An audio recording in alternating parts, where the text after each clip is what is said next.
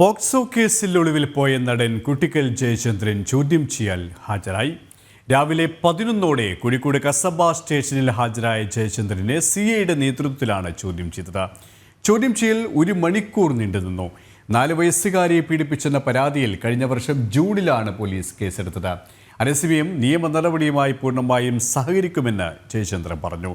കൂടുതൽ കാര്യങ്ങൾ പറയാൻ അനുവാദമില്ലെന്നും പിന്നീട് വിശദമാക്കാമെന്നും ജയചന്ദ്രൻ വ്യക്തമാക്കി.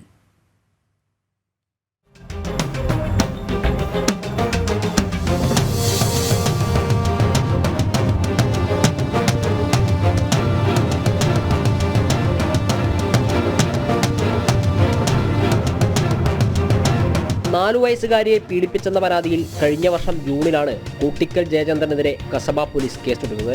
കുട്ടിയുടെ അമ്മയാണ് പരാതി നൽകിയത്. കുടുംബതർക്കങ്ങൾ മുതലെടുത്ത് ജയചന്ദ്രൻ മകളെ പീഡിപ്പിച്ചുവെന്നാണ് പരാതി. കേസെടുത്തതോടെ ജയചന്ദ്രൻ ഒളിവിനു പോയി.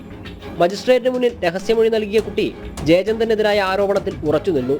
അതിനിടെ മുൻകൂർ ജാമ്യം തേടി ഹൈക്കോടതിയെ സമീപിച്ചെങ്കിലും കോടതി ജയചന്ദ്രന്റെ ജാമ്യഹർജി തള്ളി. കുട്ടിയുടെ മൊഴി അവിശ്വസിക്കേണ്ടതില്ലെന്ന് ചൂണ്ടിക്കാട്ടിയാണ് മുൻകൂർ ജാമ്യാപേക്ഷ നിരസിച്ചത്. ഇതിനു പിന്നാലെ നടനെതിരെ പോലീസ് ലുക്കൌട്ട് നോട്ടീസും പുറത്തിറക്കി. തുടർന്നാണ് ജയചന്ദ്രൻ സുപ്രീം കോടതിയെ സമീപിച്ചത്. മുൻകൂർ ജാമ്യ ഹർജി തീർപ്പാക്കുന്നതുവരെ ജയചന്ദ്രന്റെ അറസ്റ്റ് പാടില്ലെന്ന് സുപ്രീം കോടതി നിർദ്ദേശിച്ചിട്ടുണ്ട്. ഈ സാഹചര്യത്തിലാണ് കുട്ടിക്കൽ ജയചന്ദ്രൻ കസബ സ്റ്റേഷനിൽ ഹാജരായത്. കസബ സിഐ കിരൺ സി നായരുടെ നേതൃത്വത്തിലാണ് ചോദ്യം ചെയ്തത്. ചോദ്യം ചെയ്യൽ 3.5 മണിക്കൂർ നീണ്ടു. അതേസമയം അന്വേഷണവുമായി സഹകരിക്കുമെന്ന് കുട്ടിക്കൽ ജയചന്ദ്രൻ പറഞ്ഞു.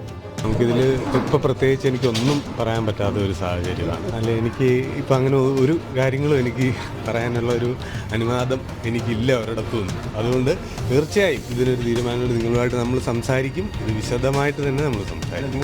ഇല്ല, എങ്ങനെയാണെന്ന് അറിയില്ല. ഇവർ പറയുന്ന രീതിയിൽ നമുക്ക് സഹകരിക്കുക എന്നുള്ളതാണല്ലോ.